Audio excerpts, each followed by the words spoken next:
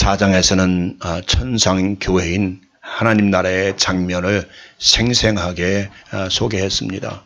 성부 하나님의 그 보좌를 중심으로 24 장로들의 보좌가 둘려 있고 그 주위를 무지개가 둘렸고 그 앞에 7 등불 켠 것이 있고 보좌와 네 생물 사이에 유리바다가 있고 그 주위에 네 생물들이 둘러 있어 하나님의 영광을 밤낮으로 쉬지 않고 찬양하는 장면을 보여주셨습니다.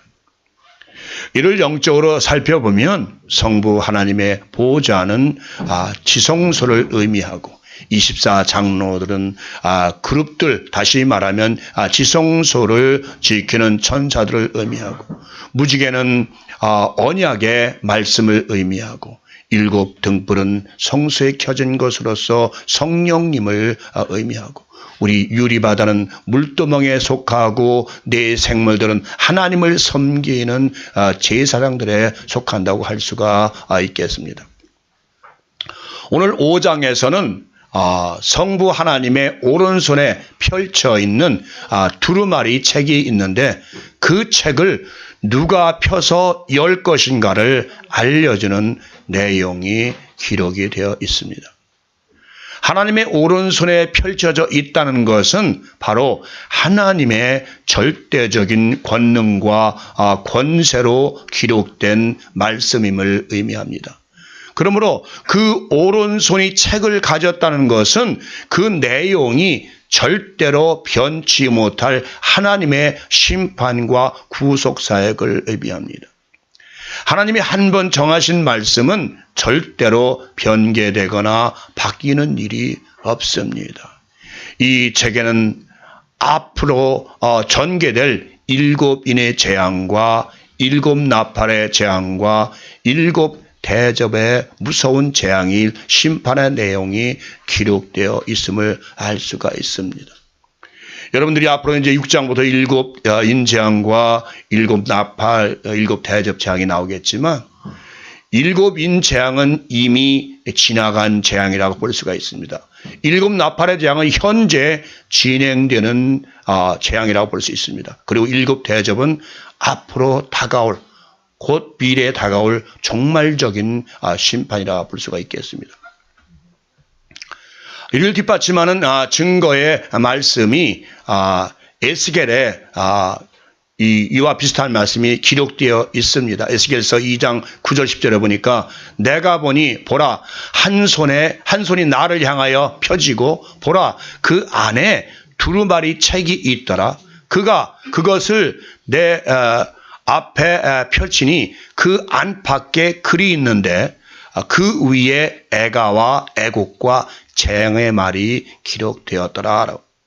이 말씀에서 애가와 애곡과 재앙의 말에 기록되었다는 것은 인생들이 추악한 죄악의 내용들이 기록이 되어 있다는 거예요. 다시 말하면 인생들의 수많은 죄가 때문에 성령님의 탄식과 재앙의 말씀이 기록이 되어 있다는 것입니다.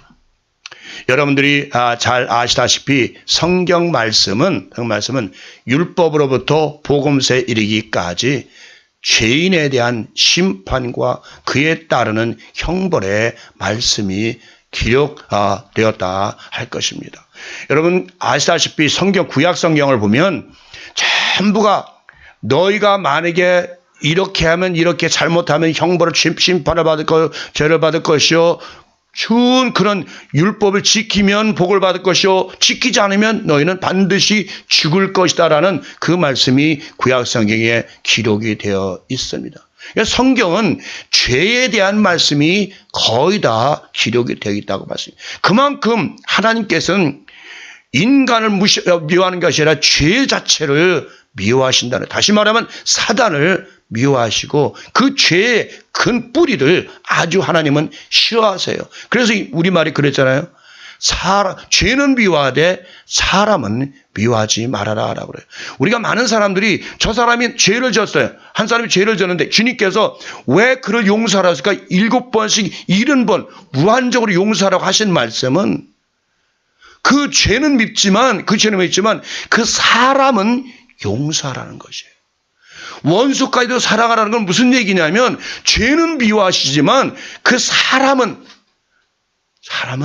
미워하지 말라는 말씀이에요. 그래서 우리가 대개 보면 저 사람 왜 저래? 저 왜 저렇게 사람을 죽이고 사람을 나쁘게 하고 하래?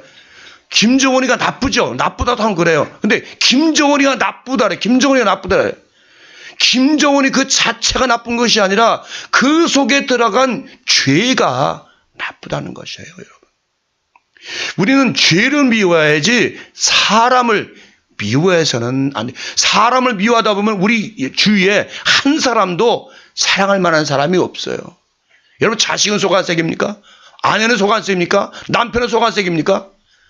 그러나 우리는 죄는 미워하지만 절대로 사람을 미워해서는 안 된다는 것이 하나님의 말씀인 것입니다. 하나님이 인생들을 보실 때에 아무것도 칭찬할 만한 것이 없어요. 그렇죠? 하나님 우리를 보실 때 뭐 칭찬할 만한 것이 무엇 있습니까? 날이면 날마다 일어나면 죄를 물마시다는 우리 인생들인데 무엇이 칭찬할 만한 것이 있습니까? 하나님은 우리의 마음을 감찰하십니다. 겉으로는 드러나지 않아서 우리들은 알 수 없으나 하나님은 우리의 영혼을 살피시고 마음을 감찰하심으로 우리의 모든 것을 알고 계신다는 것입니다. 하나님은 시편 말씀을 통해서 우리의 인생에 대하여 아주 자세히 안신다고 기록하고 계십니다. 사람의 영혼은 하나님이 보시는 등불이라고 말씀하시고 계십니다. 그 영혼을 통해서 사람의 깊은 심령까지도 살피신다고 말씀하셨습니다. 시편 139편 2절 4절 보니까 참 너무도 하나님께서 우리를 너무 잘하신다고 기록되어 있어요. 주께서 내가 앉고 일어섬을 아시고 멀리서도 나의 생각을 밝히 아시오며 나의 모든 길과 내가 눕는 것을 살펴보셨으므로 나의 모든 행위를 익히 아시오니, 우리의 모든 행위를 다 아시오니 여호와여 내 혀의 말을 알지 못하시는 것이 하나도 없으시니이다. 여러분, 우리의 혀의 말 한마디 한마디를 하나님께서 모르시는 것이 하나도 없다는 말씀이에요. 많은 사람들이 그런 얘기, 우리 속담에 그런 말이 있어요. 한 번 말 잘못하면, 실수하면 그러잖아요. 한 벌 엎지른 물 주워 담을 수 있느냐. 그런 말 있죠. 그게 명언입니다. 여러분, 우리가 한마디 한마디 말한 것이 여러분 없어진다고 생각하십니까? 영원히 지워진다고 생각하십니까? 여러분이 지금 어려서부터 지금까지 여러분이 내뱉은 말, 여러분이 말한 그 모든 것들이 다 없어졌다고 생각하십니까? 천만의 말씀입니다. 우리의 모든 말한 것들은 저 빛 가운데 지금도 흩어져 다니고 있다는 걸 여러분 기억하시기 바랍니다. 우리의 말 한마디 한마디는 없어지질 않아요. 우리의 말이 나가면 그 나가는 순간에 저 빛 가운데 빠져들어가서 빛 가운데서 공주에서 우리의 말이 계속, 말은 생명이 있다잖아요. 살아있다잖아요. 그 말은 살아있기 때문에 없어지지 않는다는 말씀이에요. 하나님 말씀은 살았고 운동력이 있다고 그랬잖아요. 그러면 우리 말도, 인간의 말도 살아있기 때문에, 생명 있는 말이기 때문에 절대로 없어지지 않는다는 것을 여러분 명심하시기 바랍니다. 여러분이 하나님 앞에 갔을 때에 무엇으로 안다? 여러분이 말한 것, 여러분이 행동한 것, 여러분이 생각한 것, 모든 것이 낱낱이 다 알게 되어 있다는 것이기 때문에 여러분들이 말 한마디 한마디 할 때 얼마나 조심해야 되는지 여러분 아십니까? 그렇습니다. 하나님은 멀리서도 우리의 생각을 아시고 우리의 행위를 아시고 우리의 혀의 말 한마디 한마디까지도 모두 아시고 계신다는 것입니다. 또한 하나님이 우리가 지음을 받기 전부터, 우리의 모든 것을 아시고 계신다고 시편은 기록하고 있습니다. 시편 139편 15절 16절 보니까 내가 은밀한 데서 지음을 받고 땅의 깊은 곳에서 기약의 지음을 받은 때에 나의 형체가 주의 앞에 숨겨지지 못하였나이다. 내 형질이 이루어지기 전에, 이것은 무슨 말씀이에요? 아직 내 형질이 어머니 모태에서 이루어지기 전에, 이미 이루어지기 전에 주의 눈이 보셨으며 나를 보셨다는 거죠. 나를 위하여 정한 날이 하루도 되기 전에, 내가 이 땅에 태어나기 이전에 주의 책에 다 기록이 되었나이다 라고. 얼마나 무서운 말씀입니까? 그렇습니다. 하나님은 우리의 세포 하나까지도 다 세신 바 되었으며 우리의 머리카락 하나까지도 다 세신 바가 되었습니다. 그러니 어찌 우리가 하나님 앞에서 무엇을 숨길 수가 있겠습니까? 그러므로 그 책은 7인으로, 그 말씀 7인으로 완전하게 봉하여져 있다고 기록하고 있습니다. 7인으로 봉하여졌다는 것은 우리 말로 해석하면 7 증인들에 의하여 인이 찍혀 7 증인의 허락이 없이는 그 인봉된 것을 펴볼 수가 없다는 것입니다.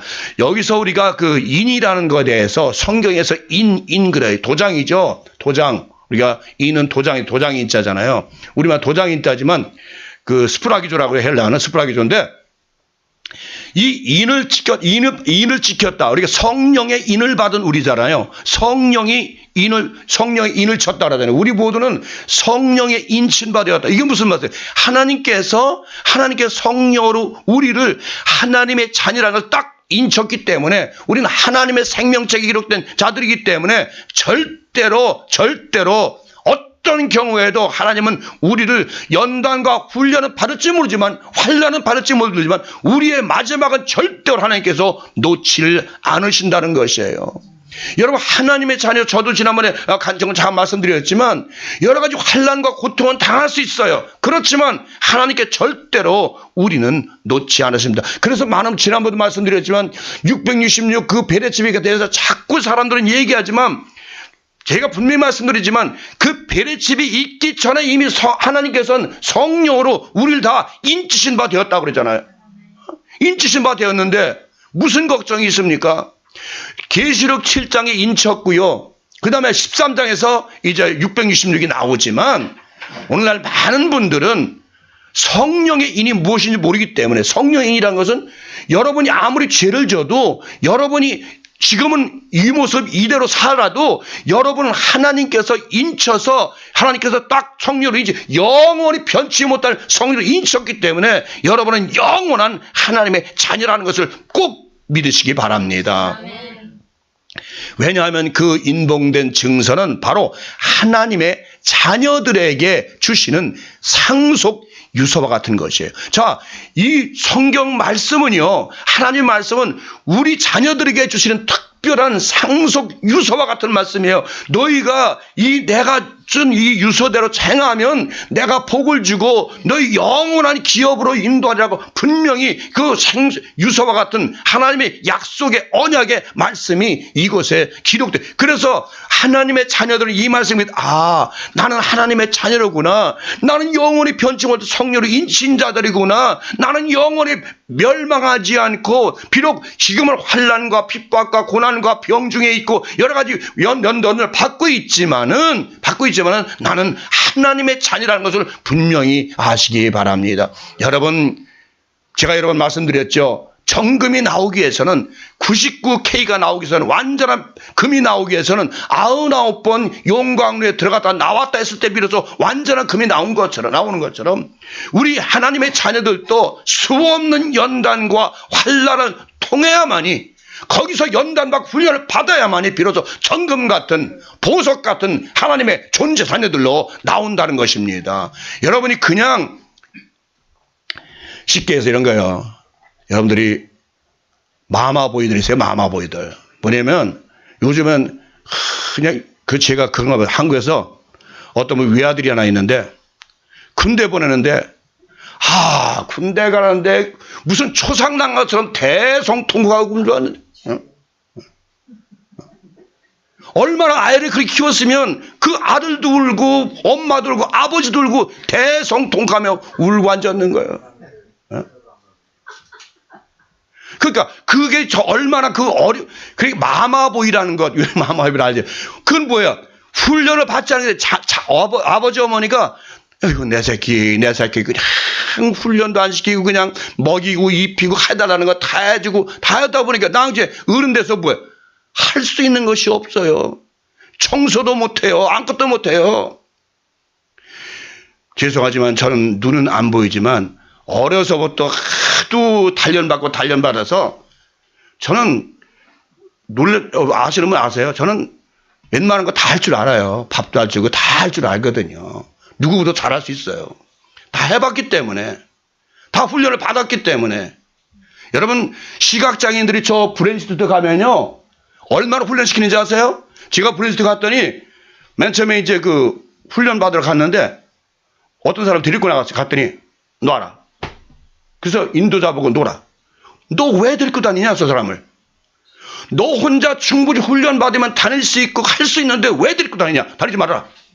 그래서 저를 데리고 나가더니 버스를 타는 법 가르쳐 주는데요. 앉아봐요. 앉았고 딱 옆에 서서 이렇게 같이 가요. 같이 하면서 내 발자국, 내가 너보다 한 발짝 앞서가니까 너는 항상 옆에서 붙잡지 말고 개인 잡고 나를 따라와라.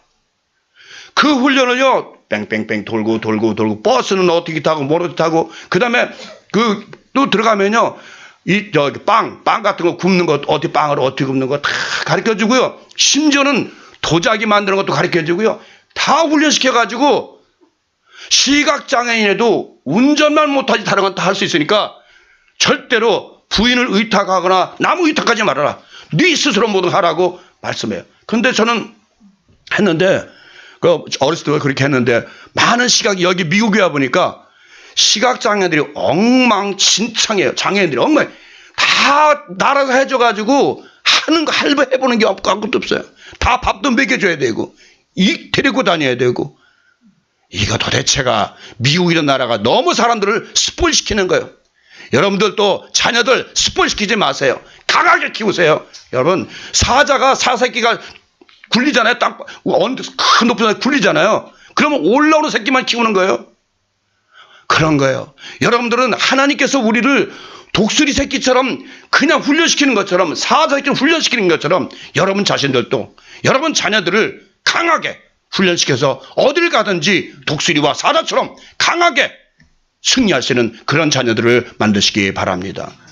또한 7인으로 봉하여졌다는 것은 그 한인을 뗄 때마다 세상 종말의 사건이 점진적으로 나타나게 된다는 것이다. 여러분 이제 7인 나오겠지만 점진적이에요. 이제 7인은 재앙은 지구의 땅의 4분의 1이 망합니다. 그리고 나팔 재앙은 땅의 3분의 1이 망합니다. 그리고 대접 재앙은 완전히 망하는 사건입니다. 이것이 점진적으로 이루어진다는 것이죠. 이제 6장부터는 이 인 하나하나가 열릴 때마다 무서운 그 심판의 장면들이 연출되고 있습니다.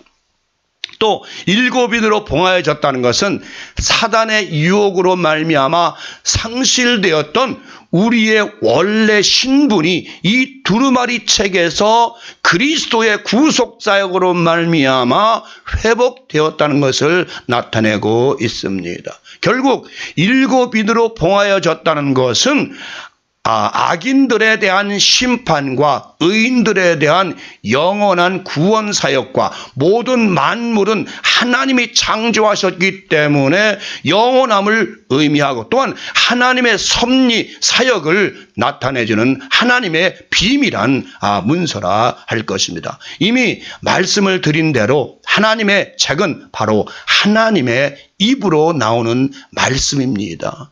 이 말씀은 아무에게나 알려지거나 깨닫게 되어지지를 않았습니다.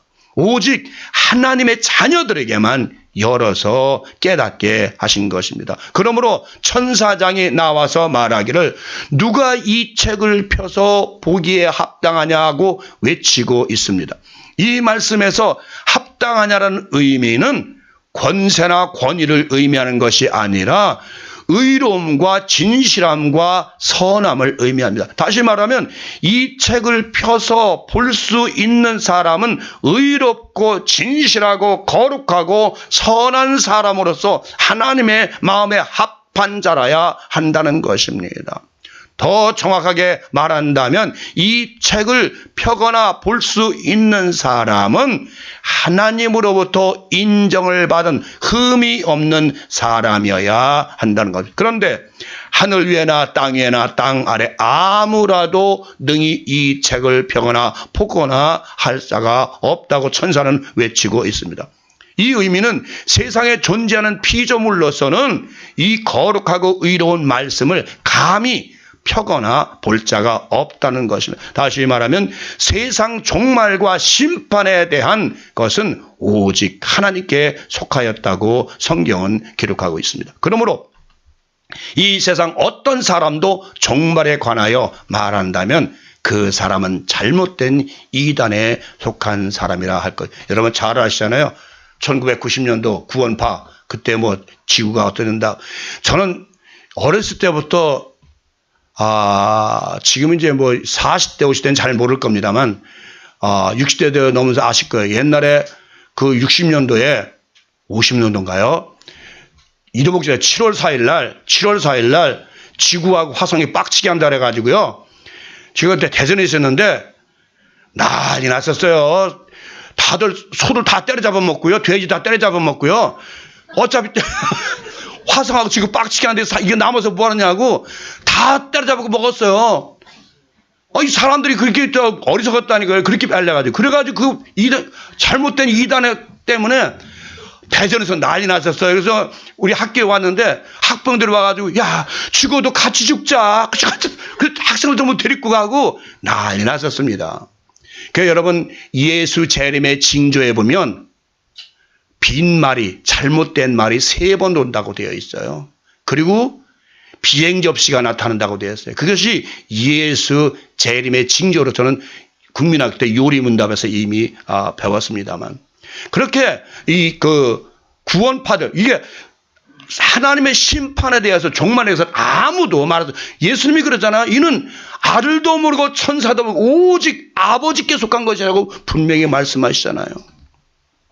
이 말씀에서 하늘 위에라는 것은 하늘의 천사들과 의인들의 영혼이 거하는 것을 의미하고 땅 위에는 모든 피조물이 거하는 것을 의미하고 땅 아래는 악한 영들이 거하는 것을 의미합니다. 이와 같이 어느 곳에도 하나님의 거룩하시고 의롭고 참되신 진리의 말씀을 펴보거나 열어볼 사람이 어느 곳에도 찾아볼 수가 없다고 말하고 있는 것입니다. 이 천사의 외침을 듣고 사도 요한은 크게 울었다고 기록하고 있습니다.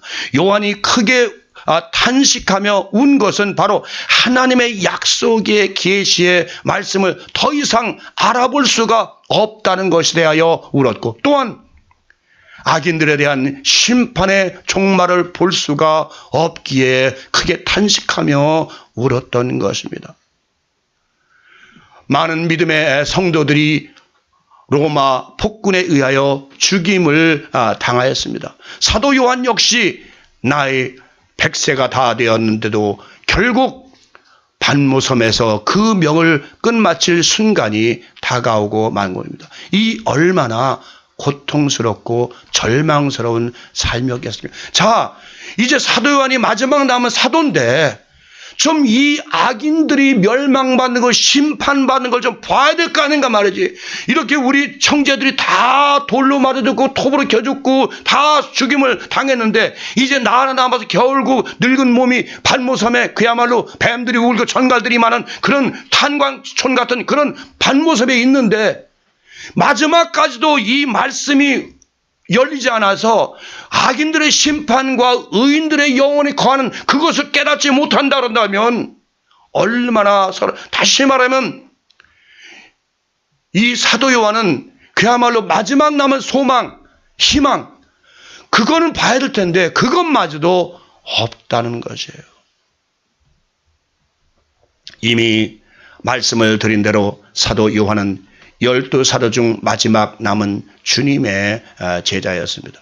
다른 사도들은 모두 순교당하고 자기만 홀로 반모섬에 남아 연단을 받는데 아무런 계시의 응답이 없이 끝이 난다고 하니 참으로 그 살아온 나날들이 서럽고 비참했던 것입니다. 여러분, 사도 요한은 전승에 의하면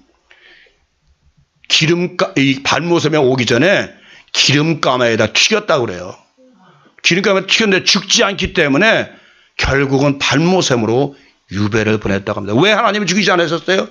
요한 계시록 그를 통해서 기록해야 되기 때문에 끝까지 사도 요한을 남겨둔 것이에요. 그가 반모섬에서 그야말로 이 계시의 말씀을 받아서 기록했기 때문에 요한 계시록이 오늘까지 전해지는 것입니다. 그는 참으로 괴로웠을 것입니다. 그리고 절망의 늪으로 깊이 빠져들어갔을 것입니다. 그것은 마지막까지 살아남은 자기에게도 아무런 비전이 없이 끝이 나고 만다 하니 얼마나 허망했었겠습니까?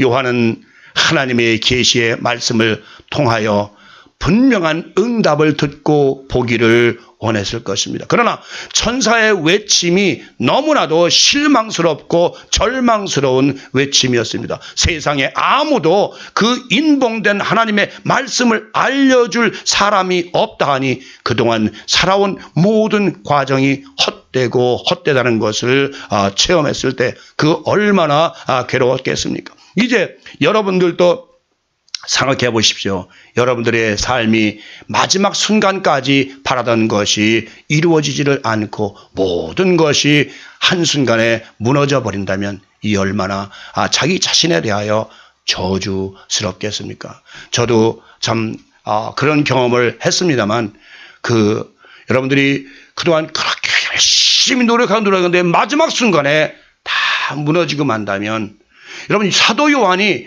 계속해서 연단을 훈련받고 지금까지 믿음을 지켜온 것은 악인들의 심판받은 것을 봐야 되고 의인들이 그야말로 하나님 나라에 거하는 것을 봐야 되는데 그 응답이 없이 이 세상을 떠난다니 얼마나 괴롭고 슬펐겠습니까? 그런데 그 순간에 24장로 중에 한 사람이 절망 가운데 빠져 울고 있는 요한에게 생명수와 같은 기쁜 소식을 전해주고 있습니다. 그것은 유대지파 사자인 다윗의 뿌리가 이기었으니 그가 이 책을 열어 보이라고 요한에게 이제 희망을 주었습니다. 그것은 다윗의 뿌리로부터 나서 어둠의 권세를 이기고 승리한 메시아에 대한 소식이었습니다. 그러므로 유대지파의 사자인 다윗의 뿌리라는 것은 메시아인 그리스도의 두 가지 칭호에 대하여 말씀하고 있는 것이, 첫째는 유대지파의 사자라고 기록하고 있습니다. 이는 바로 야곱이 임종시 모든 자손들 12지파에게 축복한 내용 중에서 유다지파에게 축복한 내용의 말씀을 인용한 것입니다. 창세기 49장 9절 10절 보니까 유다는 사자 새끼로다.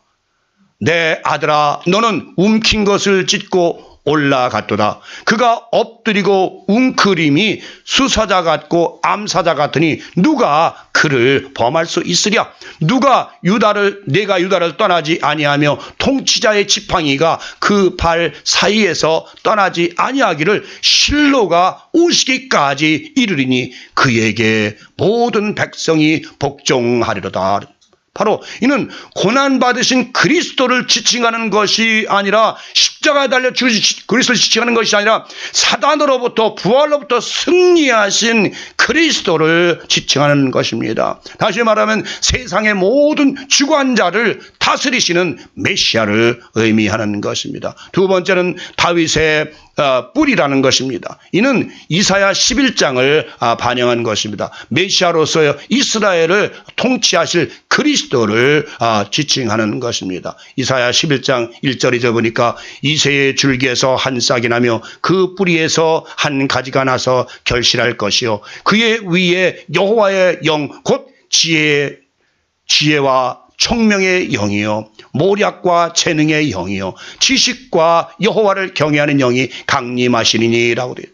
바로 이 메시아가 어두움의 권세로부터 승리하셨기 때문에 그 하나님의 인도하신 말씀을 열 수 있는 권세가 있다는 것입니다. 이것이 바로 성부 하나님은 계획하시고 성자 그리스도는 성취하시고 성령 하나님은 모든 것 위에 강림하셔서 운행하신다는 것입니다. 이 말씀에서 이기셨다는 것은 죽음으로부터 승리하셔서 영원한 왕으로 우리에게서 사망을 제하시고 영원한 생명을 주셨다는 것입니다. 만약 우리 주님께서 죽음으로부터 부활하시지를 못하셨다면 오늘날의 기독교는 존재할 수가 없는 것입니다. 분명히 그리스도는 다윗의 족보로부터 오셨습니다. 그의 혈통은 다윗의 혈통이라는 것입니다. 로마서 1장 3절 살펴보니까 그의 아들에 관하여 말하면 육신으로는 다윗의 혈통에서 나셨고 성결의 영으로는 죽은 자들 가운데서 부활하사 능력으로 하나님의 아들로 선포되셨으니 곧 우리 주 예수 그리스도시니라. 죽은 자들 가운데서 홀로 부활하사 능력으로 하나님의 아들로 인정이 되셨기에 우리 또한 그의 지체로서 하나님의 아들들이 된다는 것입니다. 자, 세상에 많은 성인들이 있습니다. 소크라테스, 공자, 맹자, 모하메드 성인들은 안 들어가지만 모하메드, 석가 많은 사람들이 있지만 그들은 부활하지 못하고 우리와 똑같이 다 흙으로 돌아간 인생들 뿐이었습니다. 그러나 기독교의 주님은 바로 예수 그리스도는 부활하심으로 말미암아 부활의 증인이 되셨어요. 우리로 하여금 확실하게 너희는 부활한다는 확실한 증인을 보여주셨어요. 그러나 다른 사람들은 평생 동안 갈고 닦았지만 증인도 부족, 결국은 이론적으로만 얘기하다가 결국은 자기도 꼴까하고 갔습니다. 그러나 예수 그리스도는 우리에게 제자들에게 많은 백성에게 가르침도 주시고 그러면 부활의 증인으로서 첫 열매로서 그 증거를 보여주셨다는 것입니다. 그러므로 이제 하나님의 아들들에게는 결코 죽음이 두려운 존재가 될 수가 없습니다. 이제 사망은 우리 위에서 아무런 권세도 주장할 수가 없습니다. 고린도전서 15장 55절 56절 보니까 사망아 너의 승리가 어디 있느냐? 사망아 내가 쏘는 것이 어디 있느냐? 사망이 쏘는 것은 죄요 죄의 권능은 율법이라. 율법에 매여서 고통하는 자들에게는 사망은 쏘는 고통의 화살이요 두려움인 것입니다. 그러나 은혜 가운데서 주님과 함께 사는 사람들에게는 사망이 한낱 영생의 길로 가는 터널에 불과한 것입니다. 그러므로 우리는 이미 사망을 이긴 자들인 것입니다. 이 두루마리를 펴실 분은 바로 다윗의 뿌리에서 나셔서 죄로부터 승리하신 어린 양이라고 표현하고 있습니다. 그런데 이 어린 양은 일찍 죽임을 당한 것 같더라라고 기록하고 있습니다. 이 말씀에서 어린 양 아르니오는 다른 그 성약 성경에서 표현한 암노스와는 다른 의미로 갓난 어린 양이라는 의미가 되는 것입니다. 갓 태어난 어린 양. 이는 바로 이 세상에 태어난 갓난 아이였을 때부터 이미 세상 죄를 위한 희생 제물로 정하셨다는 것입니다. 우리 주님은 바로 이 두루마리 책에 기록된 것을 성취하시기 위하여 오셨다고 말씀하고 있습니다. 시편 40편 6절 8절 보니까 주께서 내 귀를 통하여 내게 들려주시기를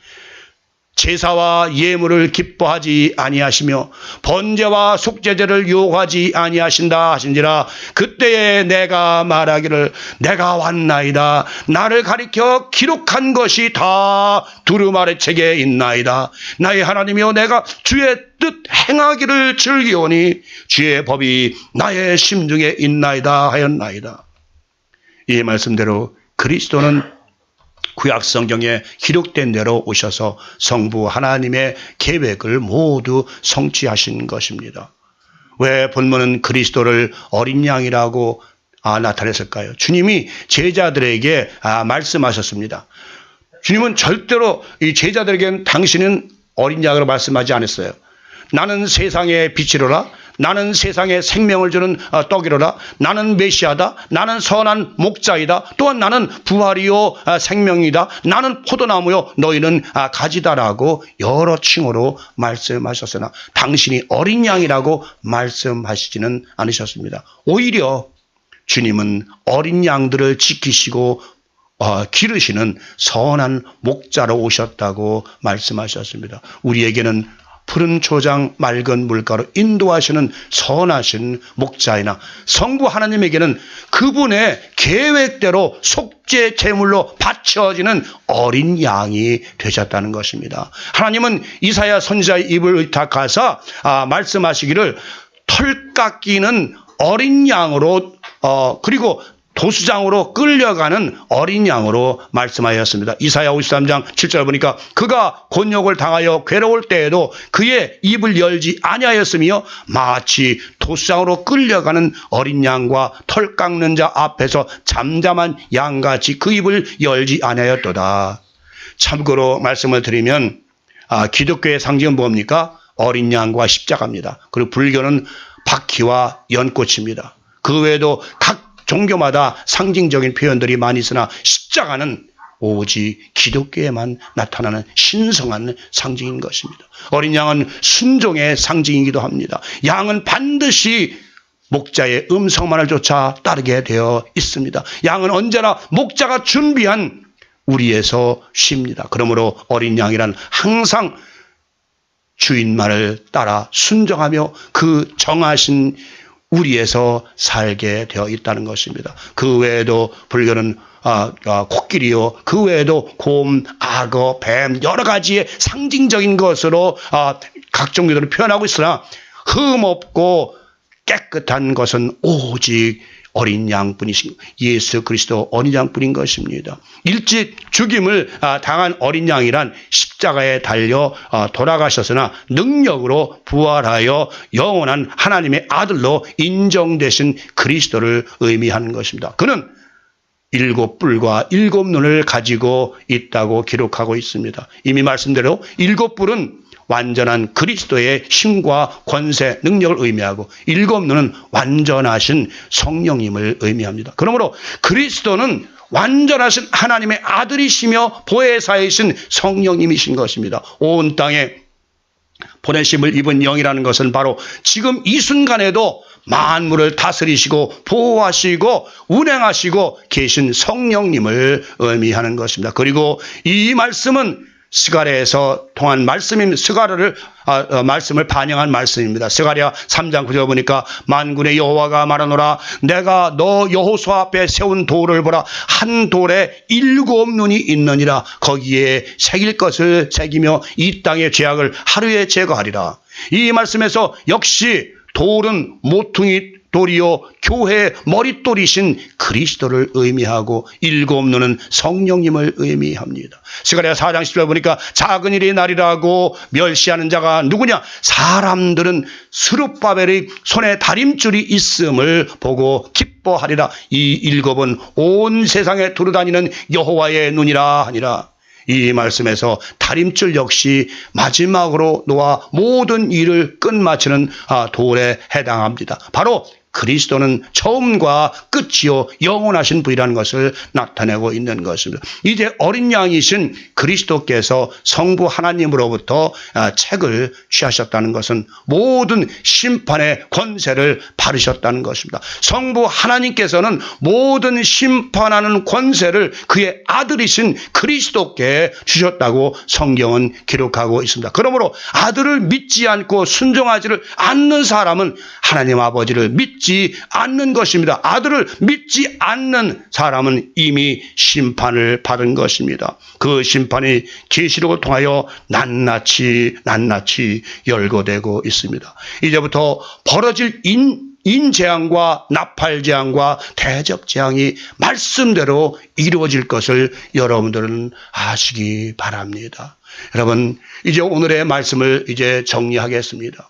오늘 말씀은 결국은 하나님의 말씀이 누구로부터? 성부 하나님으로부터 비롯됐고 그 말씀의 성취자는 바로 예수 그리스도이시고 오늘 이 시간에는 오늘은 성령님께서 우리의 마음의 눈을 열고 귀를 열고 영혼의 눈을 열어서 그 계시의 말씀을 깨닫게 하신다고 말씀하고 있는 것입니다. 너희 마음에 샛별이 떠오르기까지 이 말씀을 함부로 해석하지 말라 그래서, 다시 말하면 성령님께서 여러분 안에 임재, 성령께서 여러분을 교육하시고 가르쳐주기 전까지는 성경을 함부로 해석하거나 함부로 말하지 말라는 것입니다.